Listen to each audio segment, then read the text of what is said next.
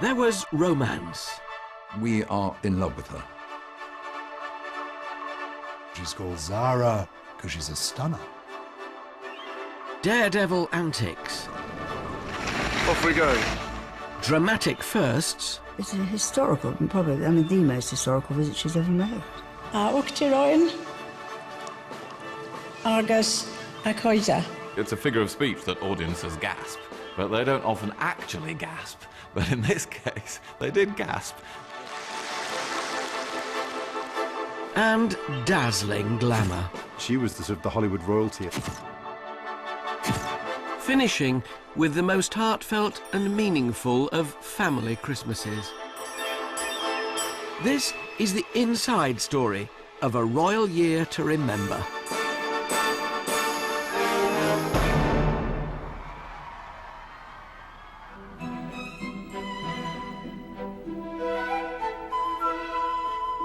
Like any other family at this time of year, the royal family must have gathered around the Christmas dinner table to reflect on the past 12 months and how so much has changed. But looking back on 2011, it would have taken them quite a while. There have been weddings. In royal circles, you mentioned the wedding, people go, which one? 2 of them this year. Exciting trips abroad. Her smile certainly is a dazzling smile. This year, in public, there's been a lot to smile about. I think she was amazing. There have been guests coming to stay. The president told me it was the best state visit he'd ever had. Special birthdays. Can you get Radio 3 on? With the young ones achieving some incredible feats. As far as I'm concerned, I'm one of the lads. But that's nothing compared to the older generation who've managed to build bridges and repair some very difficult relationships. The first thing that I felt when I heard she was coming was terrific, but please God, let her go home safe. You know, there was that fear. It seems to me that the amazing year the royal family has enjoyed in 2011 has not only brought the nation and the world closer together, but has perhaps united the royals too. The events of the last 12 months have revealed a group of individuals not only committed to a sense of duty, but also to each other. This was the year when the royals truly came together and emphasised their strength as a family.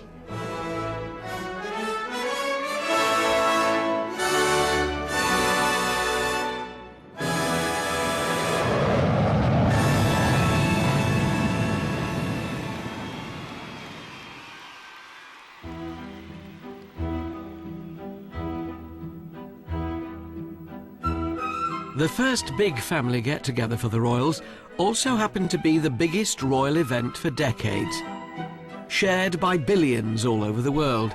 It was the wedding of Prince William to Catherine Middleton on the 29th of April.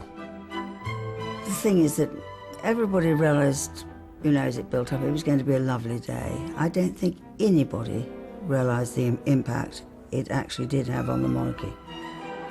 The night before the wedding, Lady Elizabeth Anson organised a dinner at the Mandarin Oriental in London, attended by dignitaries from all over the world, the royals, and of course, the Queen herself. On the evening before the wedding, when I met her outside the Mandarin, she just said to me, "Liza, the world has gone mad. Look behind me." And of course, there were 400 cameras.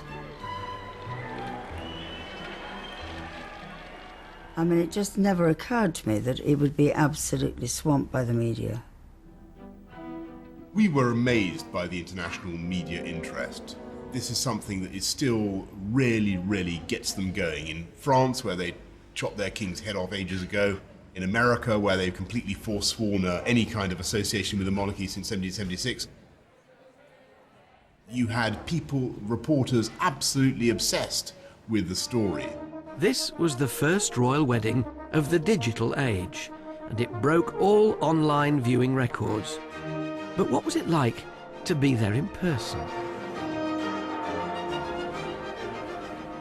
I was lucky enough to be inside the Abbey, fairly near the front. You had the buzz of a nice big country wedding.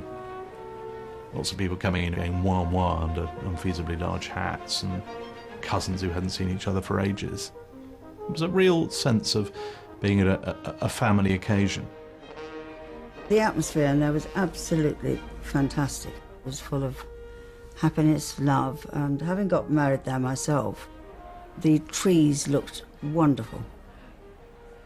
I gather Prince Charles was rather disappointed, but the trees didn't flower, but I couldn't quite work out that, because I think they were hornbeams and maples. But I think it was the Queen who said to me, you know, he was upset they didn't flower. Well, whatever they did, they certainly filled their job and looked wonderful. To accommodate 1,900 guests in the Abbey, some seats were pre-allocated. And the remainder? Well, they were up for grabs. The seating was done in groups, and it was first come, first serve. So therefore everybody was jostling for a place, and I looked at my card, and it actually had my seat number on it, and the row number on it. So I thought, well, actually, I can have another cup of tea. But I gather with the Beckhams, they didn't realise that it was first come, first serve. And so I was told, but then it's true that they weren't terribly happy about the fact that they weren't in the front row.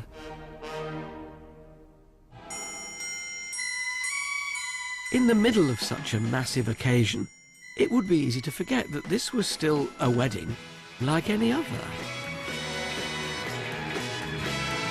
The public expression of a very personal commitment, only this time made by a couple the nation and the entire world had fallen a little in love with. The thing about this particular royal wedding, which made it so different from every other one, was that it was a genuine love match. It's a romantic thing, it's a glamorous occasion, and it also, since we have a hereditary monarchy, it presupposes the possibility of another generation of the House of Windsor coming along.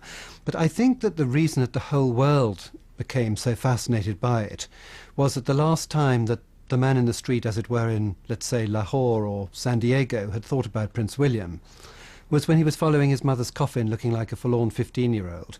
And he hadn't gone off the rails. He'd pulled himself together, he'd gone through university, he'd found a nice girl to marry, and that's a great story. Prince William had grown into an independent young man who was going to do things his way, and when it came to his wedding, he and Catherine would be in charge. One must remember that they, as a couple, have been to dozens of weddings and have formed their own opinions about how they wanted their wedding to be, as opposed to a format that Buckingham Palace followed. They individually chose every canapé. You know, they were so enormously involved in every single detail. Nevertheless, royal protocol can be tricky, and the young couple didn't always get their own way that easily. I went to interview Prince William, and he was telling me this story of the day after he'd announced the engagement, and the officials came and gave him this list saying, these are all the people you've got to invite to your wedding. And as he put it, 777 people he'd never heard of, and was told, they've all got to come. And he thought, well, all right. I know one person who's going to help me out of this situation. So he rang the Queen and said, look, do I need to ask all these people? And she said, well, no, you don't. It's your wedding. You start with your friends and go from there. On the one hand, that was a plus. Then he said that he'd also spoken to her about his choice of uniform for the wedding.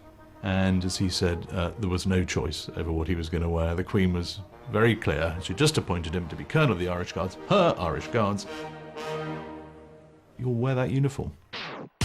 Coming up, we reveal the pressure of being inside the royal wedding. We couldn't tell anybody at all. Our families didn't know. It killed us. And ask if the Duke of Edinburgh's 90th has mellowed him at all. He spent most of my speech barracking me, going, we've heard that before. That's not interesting. Oh.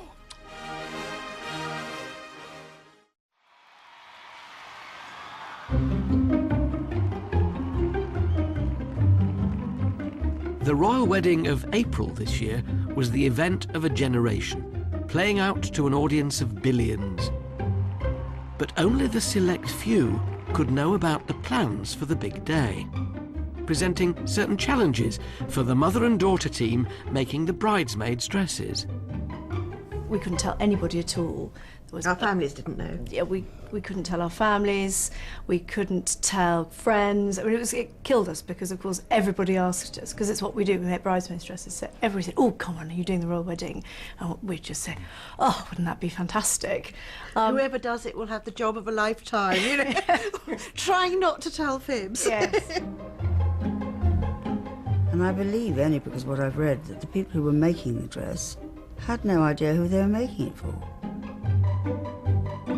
Amanda Ewing and her team at the Royal School of Needlework laboured under extraordinary circumstances to keep the design of Catherine's dress a secret.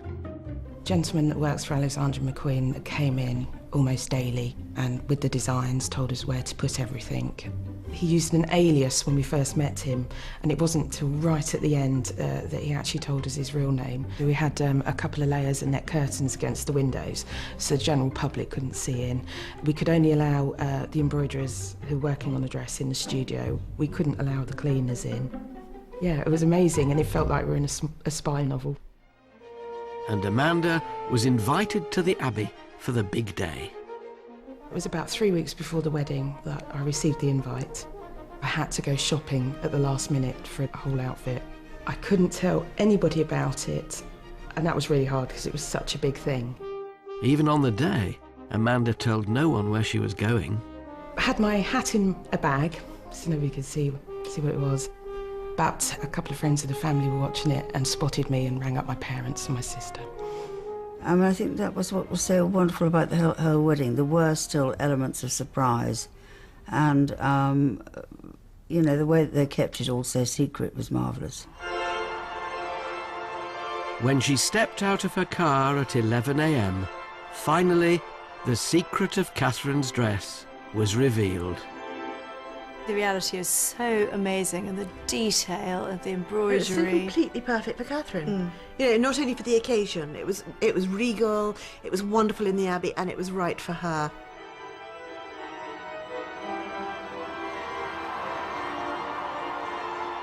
I thought it was faultless. It's so hard to put into words what I felt, but mostly I was proud of everybody and proud of the RSN, and it was just such a huge thing to be involved in.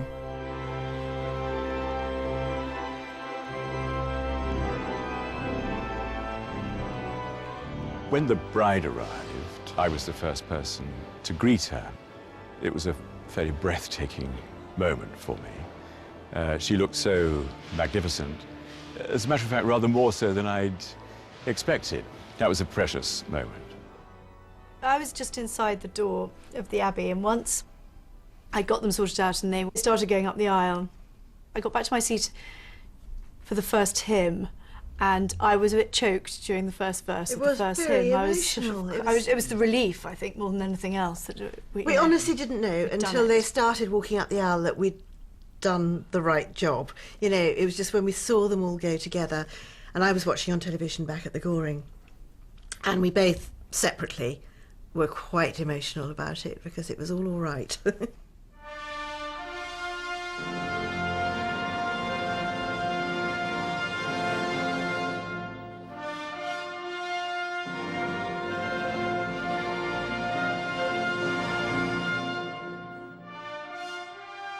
The moment I remember most was when the bride came past herself, and I was watching this very distinguished older statesman whose name I won't reveal, but he's done a great deal of service for this country. He's a fine and good man, and his eyes sort of bulged like like a bulging prawn or whatever, and she looked fantastic.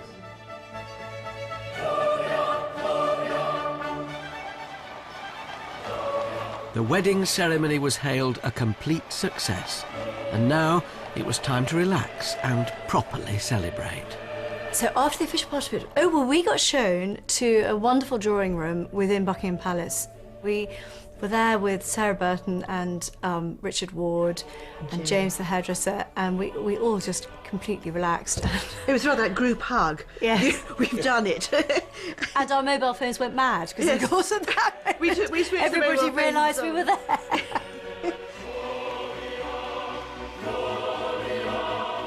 Afterwards, we went up to Trafalgar Square, and there was a great bank of of cameras from around the world, of the Brazilians and the Americans and the Russians and the whole thing.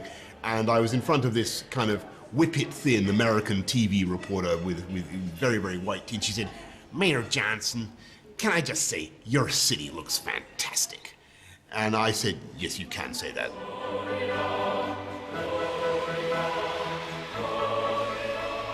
After the royal wedding, I hosted one of the receptions. This was for ambassadors from all over the world. But I couldn't help teasing some of the Arab ambassadors who'd had some difficulties in their countries with crowds this year. And I said, look, there's 1 million people heading for the palace. And in this country, that's a good thing. I think it was just unexpectedly happy and friendly. And everything, thank goodness, worked well. Any student of body language could tell all the royal family were just thrilled by this, particularly the Queen. I mean, people who were at the reception said afterwards that, you know, she was effervescent. Someone else said she was literally skipping. When you can look forward not just one generation but 2 generations and see it in good hands and happy and settled and confident, I think for her that must have been a great day.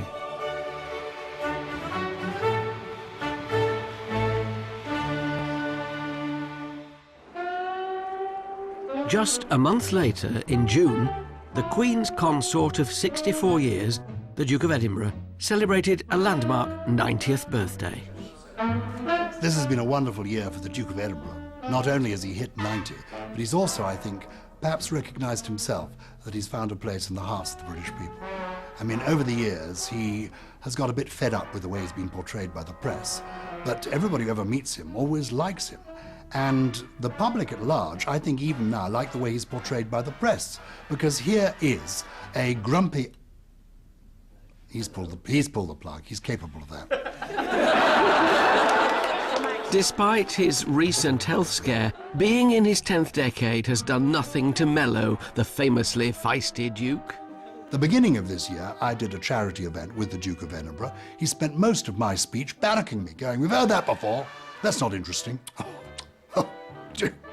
So he hasn't changed. I mean, can you get Radio 3 on? The cutting edge is not quite so sharp, but the edge is still there. So I hope you're all feeling frightfully righteous. Very pleased with yourselves, and I congratulate you. He's never boring. I mean, would you rather have a very by-the-book, boring pedestrian number 2 walking 3 paces behind doing the right thing? Would you want someone who, when they walk into a room, first thought is, right, let's get things going?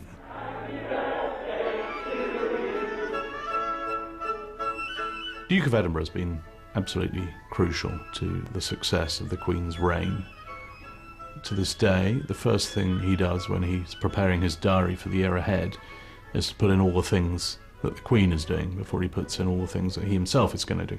And his 90th was an occasion when a lot of people who perhaps hadn't given it much thought before realised what an extraordinary figure he is. I mean, he is probably the last great global public figure still striding the world stage who saw active service in the Second World War. The Duke's birthday was on the 10th of June, and the very next day he was out at the Queen's side in uniform for a very significant Trooping the Colour. With this great scene, you had the Queen at 85, but alongside her, the Duke of Edinburgh at 90, both absolutely loving the moment. Although the Queen's official birthday parade has always been one of the highlights of the year, like everything else in 2011, it was extra special. For the very first time in the parade's history, 3 generations of the royal family took part together. A wonderful moment, a great tribute to the Queen that her son and her grandson were there, at her side, on her official birthday. Maturing into their official roles, the younger generations of royals were out in force. Catherine watched as William made his parade debut, and lending his support in his uniform of the Blues and Royals was Prince Harry.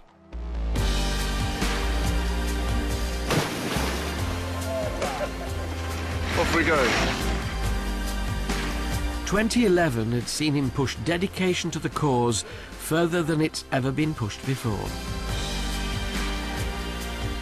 Back in April, as patron of the charity Walking with the Wounded, Prince Harry joined 4 servicemen, each with serious injuries sustained in combat, for part of a trek to the North Pole.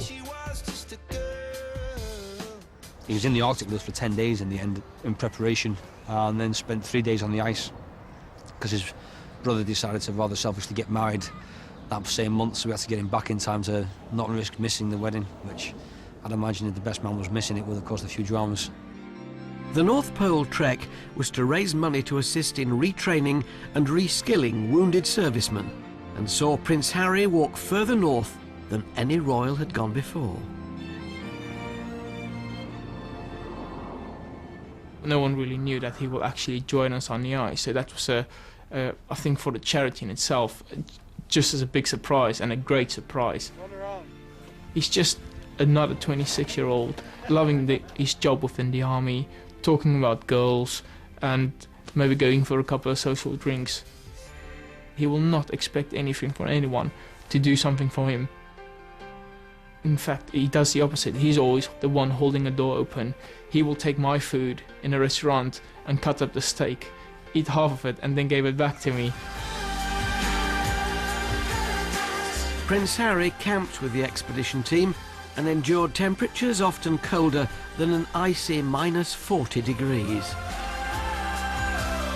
It's that cold. If you stop for anything more than 5 minutes, your body temperature, your core temperature will just go down, and you actually find it harder to get going again.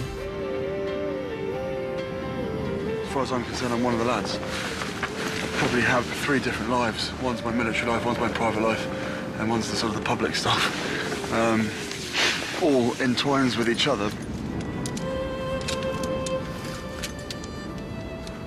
Just came through loud and clear that it's a two-way thing. You know, the young princes, they think the world of the forces, and I think it's entirely mutual.